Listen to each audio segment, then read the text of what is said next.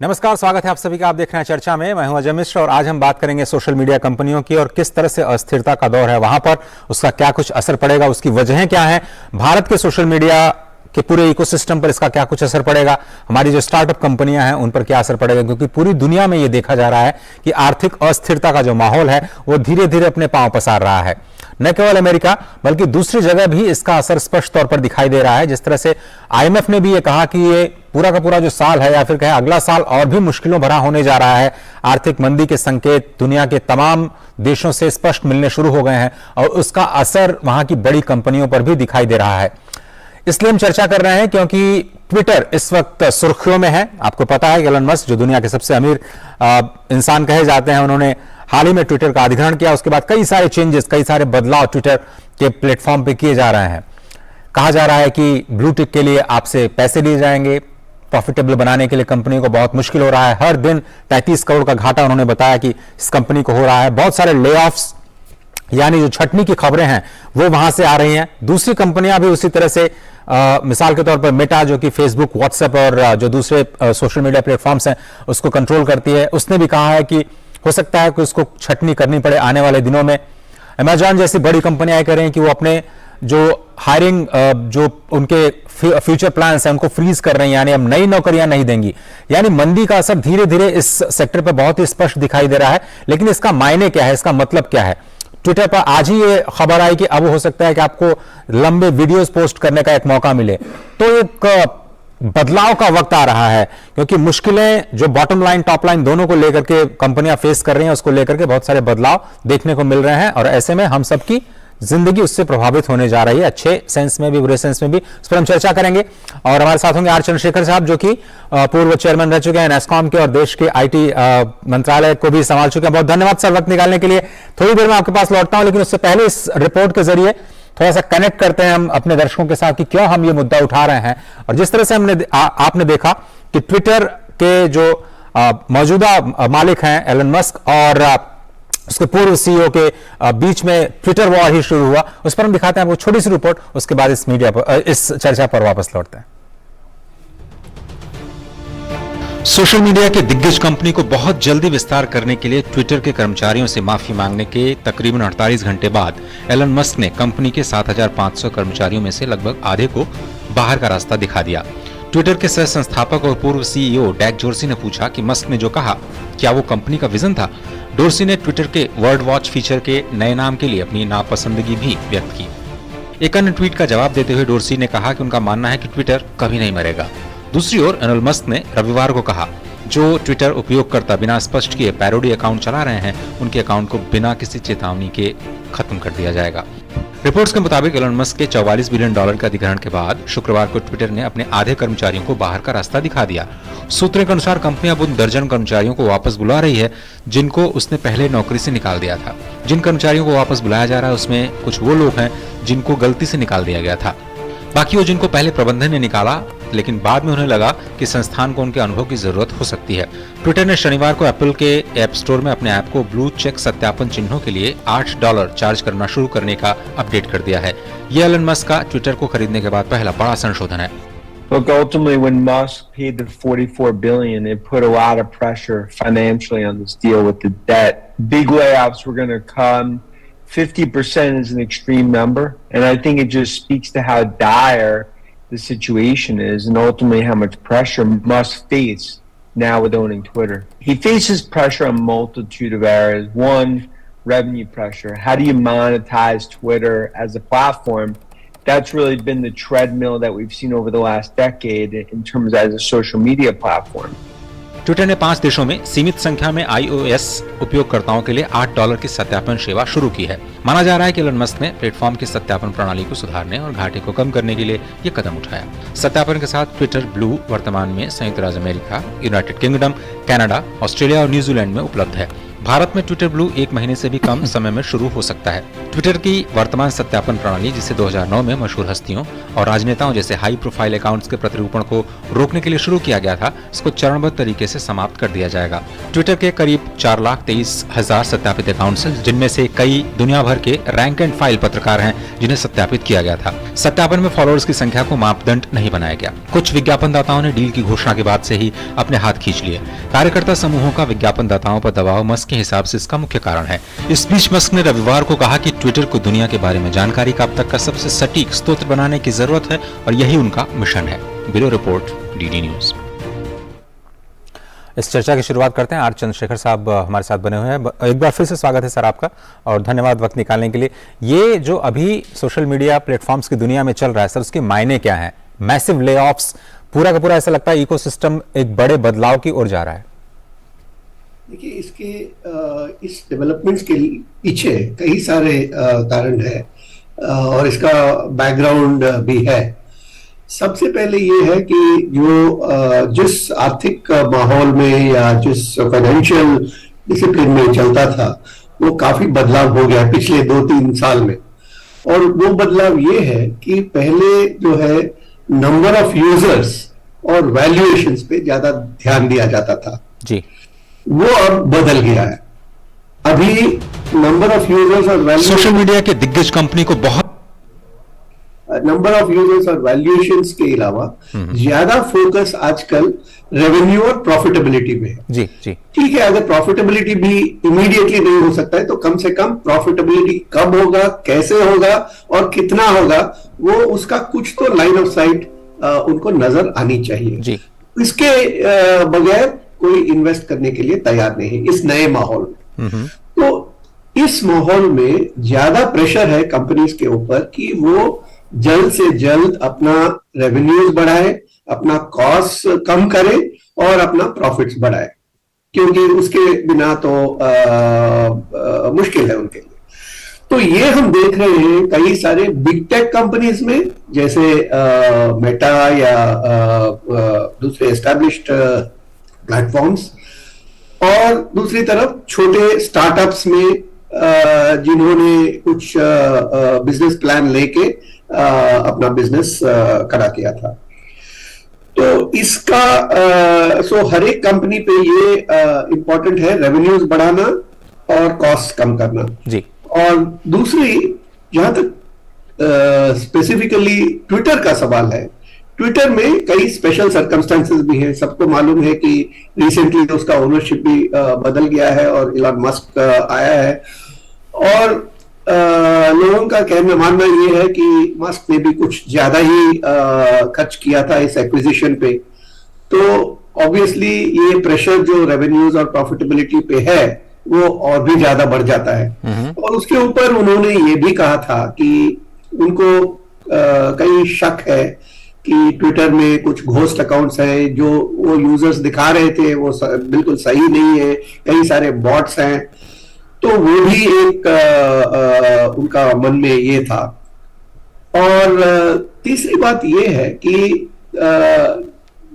ये Elon Musk का लोगों का मानना ये है कि वो एक फ्री स्पीच एब्सोल्यूटिस्ट है, यानी फ्री स्पीच पे कोई कंट्रोल नहीं होना चाहिए, उनका ये मानना है।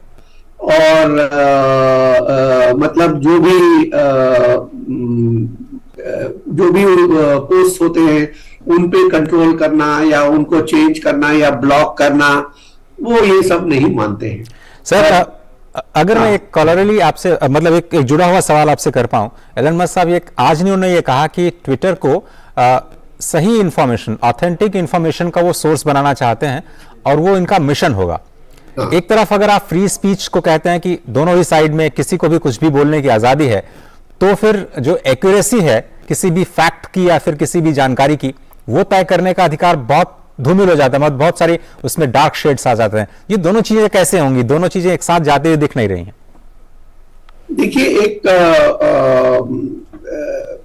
पर्सनालिटी एक बार कहा था, मुझे नाम इमीडिएटली याद नहीं आ रहा है, कि you are entitled to your own opinion but you are not entitled to your own facts. तो ये दोनों कैसे रिकंसाइल होते हैं? ये ऐसा होता है कि जहां तक फैक्ट्स का सवाल है वेरिफिकेशन होगा, जहां तक ओपिनियन का सवाल है कोई उस पर कंट्रोल नहीं होगा। ये मतलब उनका शायद मतलब रहा होगा जी। हाँ हाँ। तो ऐसे बैकग्राउंड में उन्होंने ये बहुत ड्रास्टिक स्टेप्स लिया है।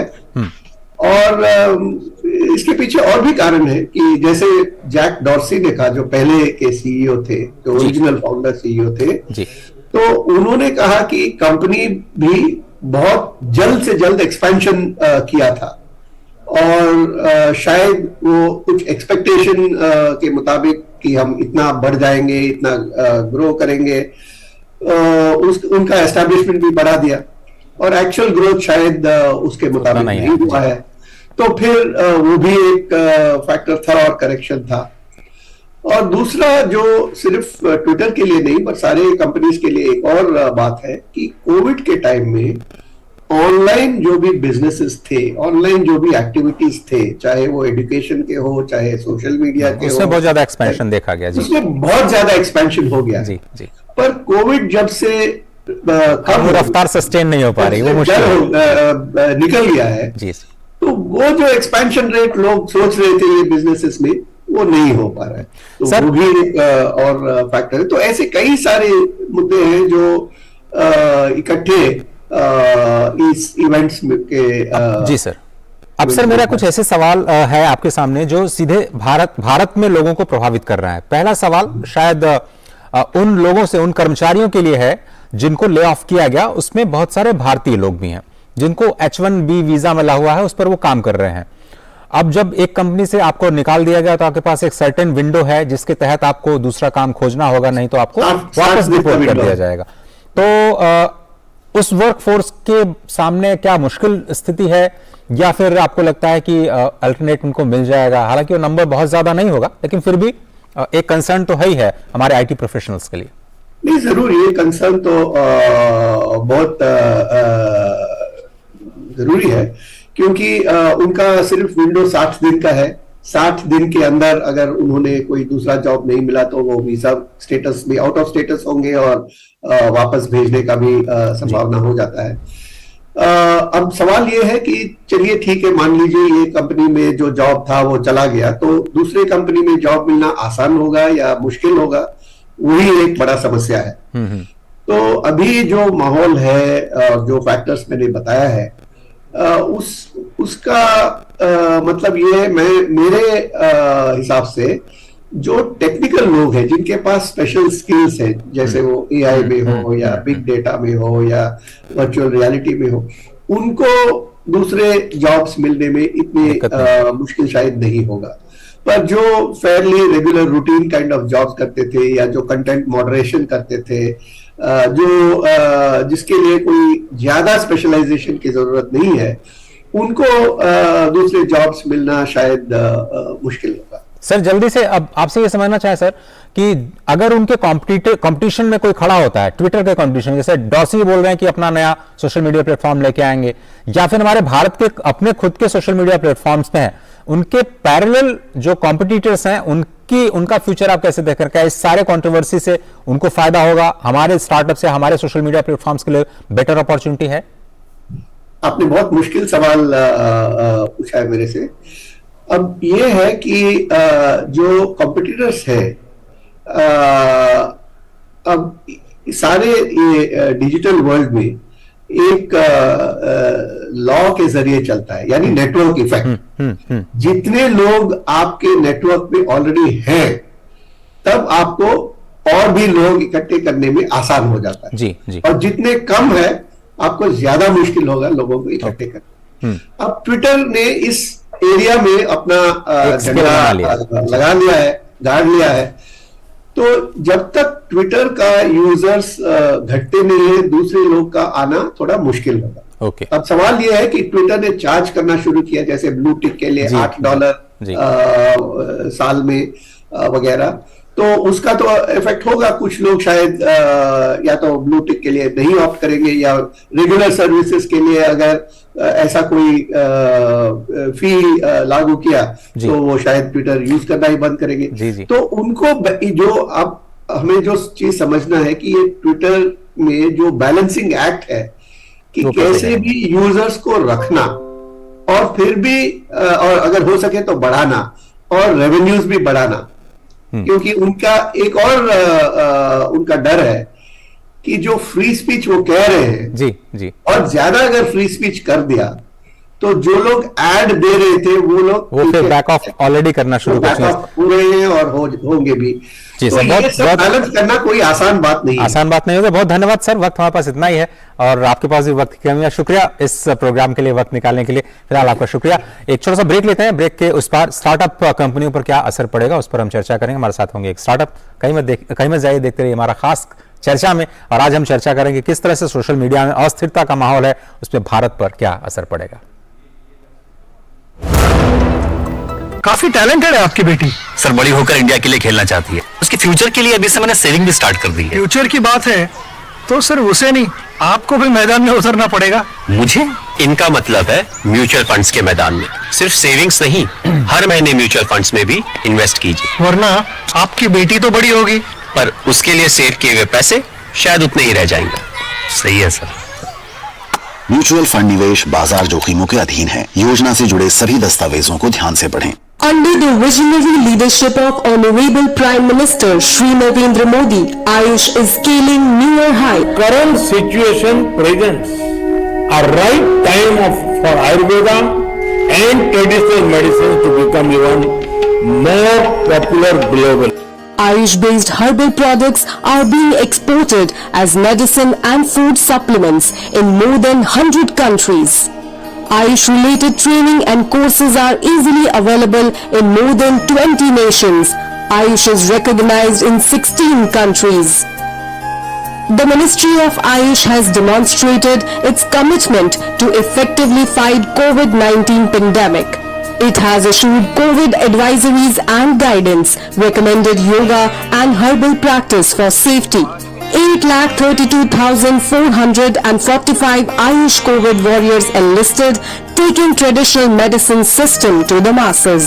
Committed to health and wellness, Ayush is serving humanity with increasing vigor and efficiency. फूल वाला, केटरिंग वाला, बैंड वाला, ये लो भाई। बैंड बजेगी पापा, अगर गड़बड़ हुई तो गए पैसे। अरे नहीं रे, बैंक संभाल लेगा। कैसे? मैंने पॉजिटिव पे सिस्टम पे रजिस्टर किया है। बैंक को चेक्स और बेनिफिशियरीज की जानकारी दे दी है। बैंक चेक करेगा, जांच करेगा, डिटेल्स मैच नहीं तो क्लियरेंस नहीं। अच्छा लाइए मुझे दीजिए। फोटो वाला, लाइट वाला, मंडप वाला। आरबीआई कहता है जानकार बनिए, सतर्क रहिए। बिल्कुल सही कह रहे हैं। स्वागत है आप सभी का। आप देख रहे हैं हमारा खास कार्यक्रम चर्चा में। आज हम चर्चा कर रहे हैं सोशल मीडिया कंपनियों में जो अस्थिरता का माहौल है उसका क्या कुछ असर पड़ेगा। श्रेया कुमारी सोशल मीडिया एक्सपर्ट इस हमारे साथ हैं, सिमैक कंसल्टेंसी से जुड़ी हुई है। श्रेया धन्यवाद वक्त निकालने के लिए। क्या कुछ असर पड़ेगा भारत की कंपनियों पर अगर सीधे आपसे सवाल किया जाए सोशल मीडिया की दुनिया में?